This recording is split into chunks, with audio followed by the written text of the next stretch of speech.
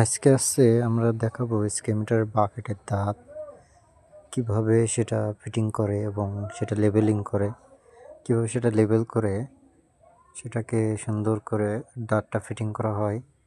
দাঁতটা প্রথমে পুরনো যে দাঁত ছিল এটাকে কেটে ফেলে সুন্দর করে সাইজ করে এখন নতুন করে দাঁত লাগানো হচ্ছে এবং এই দাঁতটার যে মেজারমেন্ট মাপ সেটা পুরোপুরি একটা লেভেলভাবে রেখে তারপরে এটার পুরো মাপ দেওয়া হচ্ছে।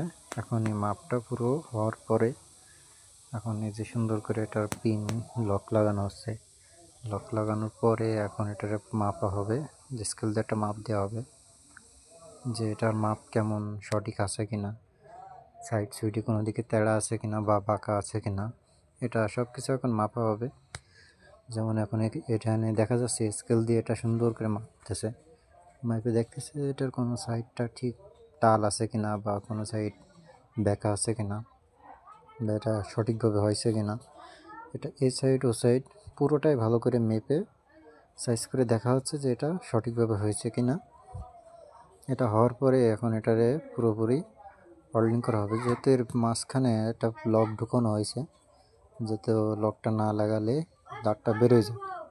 এবং এই দাঁতটা বেরোনোর পরে দেখা যাচ্ছে অনেক সময় কী হবে যে শুধু ওয়েল্ডিং করলে দেখা যাচ্ছে দাঁতটা বেরোয় আসবে বা ফেটে যেতে পারে। আর অনেক সময় দেখা যাবে কী হবে যে লকটা লাগানোর কারণে দেখা যাচ্ছে এটা ভালো থাকবে এবং দাঁতটা বেরোবে না।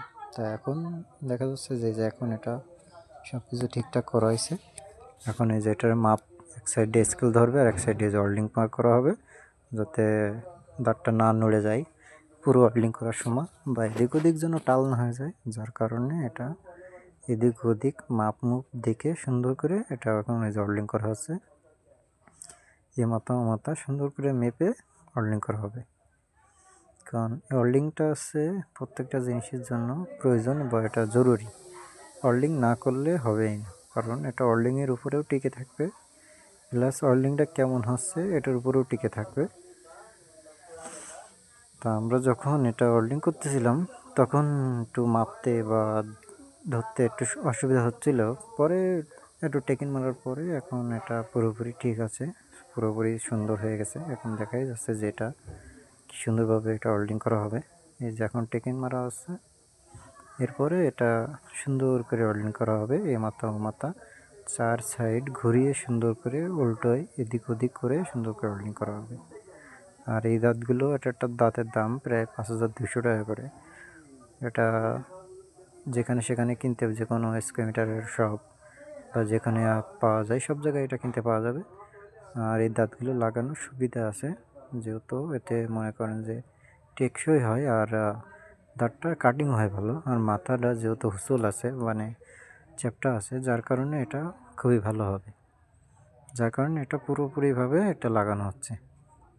নিজে দেখেন এটার এখন ওয়েল্ডিং করা হয়ে গেছে, টেকিং মারা হয়েছে। এই যে এখন এটা সোজা করা হলো, এই যে এখন এটার চারি সাইডটা সুন্দর করে টেকিং মারা হবে।